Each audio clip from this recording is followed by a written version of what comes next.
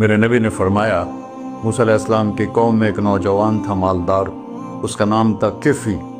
روزانہ نئی لڑکی لاتا تھا، رات کو روزانہ نئی لڑکی اس کے کمرے میں آتی تھی۔ ایک رات ایک ایسی حسین لڑکی تھی، اس کے لیے 60 دینار 4.5 ماشے کا 1 دینار ہوتا ہے، کچھ 250 ماشے کے تولے بنا کر پھر ان کو 3 لاکھ سے ضرب دو تو پھر آپ کو پتہ چلے گا کہ اس کے پاس دولت کتنی تھی اور اس نے خرچ کیا کیا تھا۔ تو جب وہ کمرے میں آیا تو اس نے دیکھا وہ لڑکی رو رہی تھی۔ تو کفل نے کہا میں زبردستی تو نہیں لایا، رضامندی سے تیری لایا ہوں۔ تو اس نے روتے ہوئے کہا کفل میں بازاری عورت نہیں ہوں، مجھے بھوک نے یہاں پہنچے ہے۔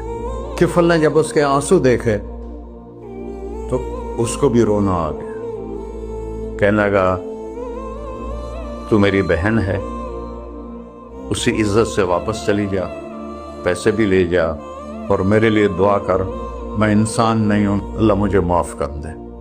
وہ لڑکی چلی گئی۔ کفل کو نہیں پتا کہ چند لمحے بعد کیا ہونے والا ہے۔ سڈن ڈیتھ ہو گئی اس کی، مر گیا۔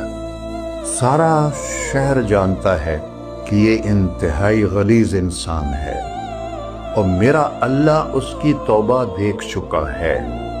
اب اگر جو اگلی بات بتانے لگا ہوں یہ نہ ہوتی تو اس کو کوئی دفن کرنے نہ جاتا، پتھروں میں دبا دیتے۔ جب صبح ہوئی